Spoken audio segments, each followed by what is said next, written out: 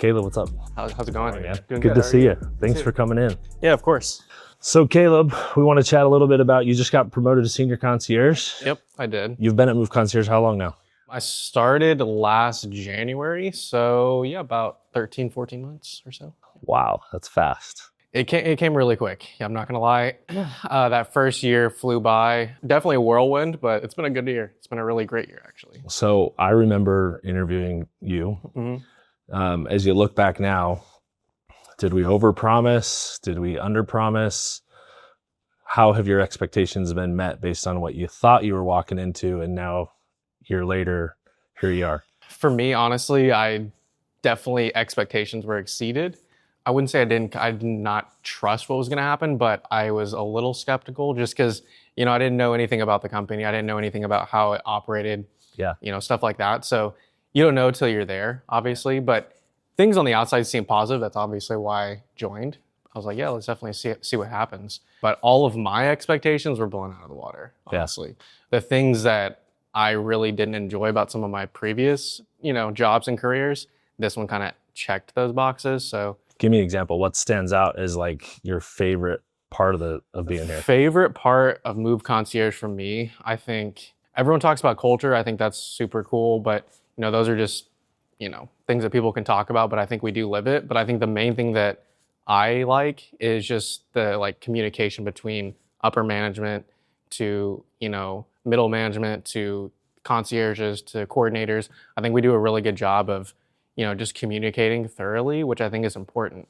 We're all on the same page. We all are moving towards the same goal, which honestly, a lot of sales organizations, that's not the truth. That isn't how they operate.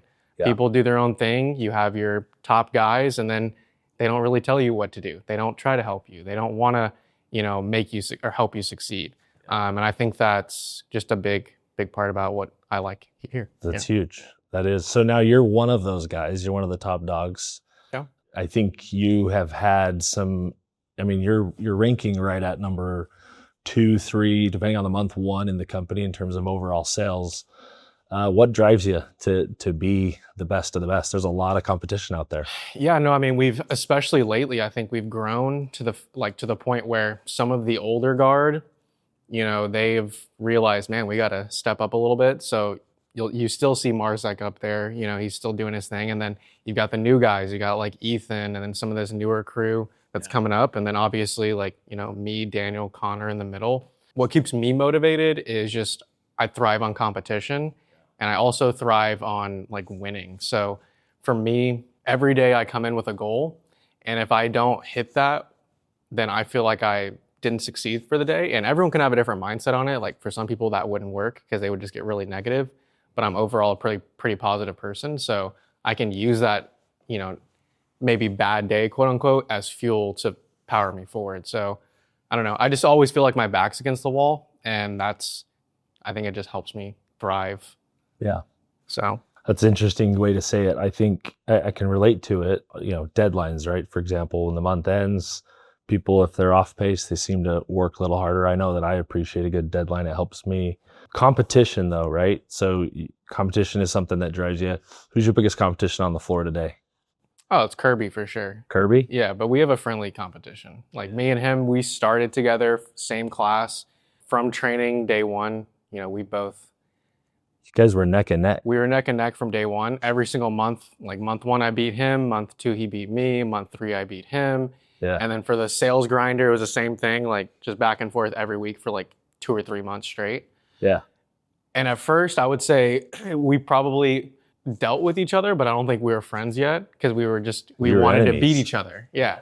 But now, a year later, we're really good friends because we just gotten to the point of, the competition is great. We can push each other, but that's also a way that we can relate, Yeah. Is that there's very few people here that can iron. do what Kirby does. And so he does push me to be better. So yeah, I would say him. As you think about becoming a senior concierge, and that was a goal you had from early on, I'm pretty sure you talked about it in your interview, because we kind of lay out in the interview process what the career path can be for you. What has it meant to you to get there? How's your life changed? Just humbling, honestly. I've always been someone that's worked hard, but I also have to be challenged. Yeah. In my last position, we had capped commissions, and I was one of the top reps in our region, but it gets to a point where what am I really doing? Like I could work half as hard and make the same money. So like it's not all about money, but it's also just your mindset going into it. If I can't go attack every day the same way, then it's hard for me to be me. Just looking back in our interview, I remember it vividly.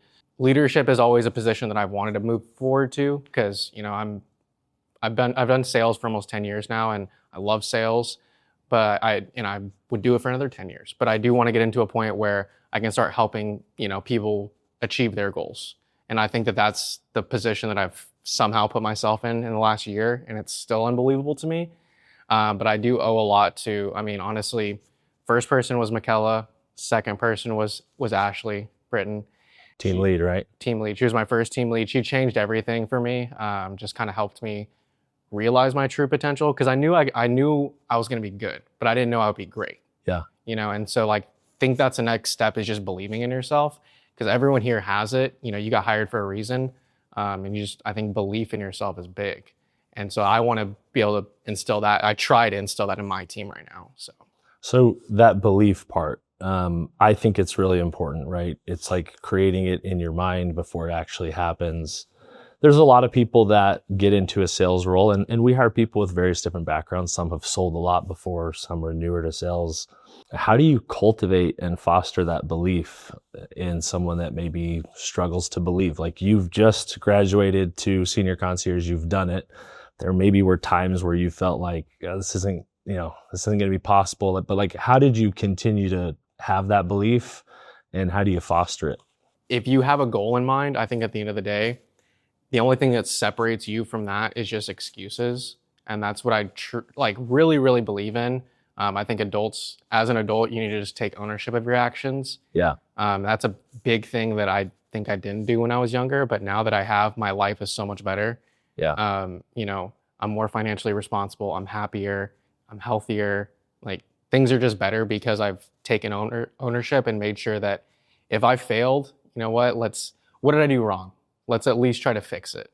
Yeah. And I think that's just the biggest part is just taking ownership of yourself and don't make excuses. Do you think that's one of, if not the biggest difference between someone who's a concierge just close to maybe getting the numbers they need to and someone that gets over the line to get promoted? Or what else would you say? I think there's natural talent to it that you have to account for, unfortunately, that's just being realistic and looking from a different perspective. But given even average or slightly below average talent, you can still exceed what you think you can do simply on your mindset. Yeah. And then if you are a talented person, anyone that walks in this door, that's even easier. Now you're starting at a higher level, so you should be able to hit even higher levels as long as you just keep that belief. For me, like looking back, there's a lot of things that I've worked on over the years that have culminated to me being successful here. And I just think that's just how it goes for anyone here. When they walk in, they got to make sure that, every day we work hard, we focus, and, just give it our all, honestly. Yeah, I love it. Let's talk a little bit about adversity, right? It's sales. There's things that are outside of your control. It's a performance-based role. Can you think back to maybe some adversity that you faced while being here? What was the moment? How did you overcome it? And I guess what I'm really looking for here is ultimately something that you can give as advice to others that are going to be coming behind you that are currently, younger in their tenure. What happened for you and how'd you break through it? I think adversity that I've faced since I've been here, from a job perspective, I'll be very honest and thankful that there's nothing been too crazy that I haven't been able to try to figure out or ask my manager or ask my team lead to help me through it. Yeah. But I think mainly for me, it was just juggling my outside life. And I think a lot of people are in that same boat. Whatever may be going on, with family or friends outside of work, that is important. But I think the biggest thing is trying to leave it at the door as much as possible. Yeah. Because it's hard to be successful at anything you do if you're focused on something else. So just kind of be all in when you're here. I think Hassan said it best at last quarterly: clock in, work hard, clock out, go home. Right. And if that's the case, I think you're going to be successful. It's so cool that you say that. I mean, outside life, it's hard, right? You walk inside these doors and it's hard to put everything aside. And it's also sometimes hard for people, myself included, to, when I leave, put everything down for the day. For sure. How has being successful at Move Concierge helped you be a better person in your personal life? Honestly, it's just helped, like, financially is the main thing. But also for me, I think it just allowed me to help my family. Specifically me and Selena, we purchased a home recently, that was life-changing for us, but also, I'm starting to help with things with my little brother who's about to be in college. Like, I'm helping pay for some books and things like that. Just tell my parents that, they don't necessarily need me to do that, but it's nice. And the fact that I can do that is a super cool feeling that, I am just, again, very humble and grateful for that. This opportunity and me working hard is the culmination. Like, that's the culmination of it. Yeah, that's super cool. That's super cool. Well, Kaleb, thank you. It's been awesome chatting with you. Absolutely. Thanks, You're Ryan. crushing it. Keep up the good work, man. Excited to see what you do in the future. Appreciate you. Thanks.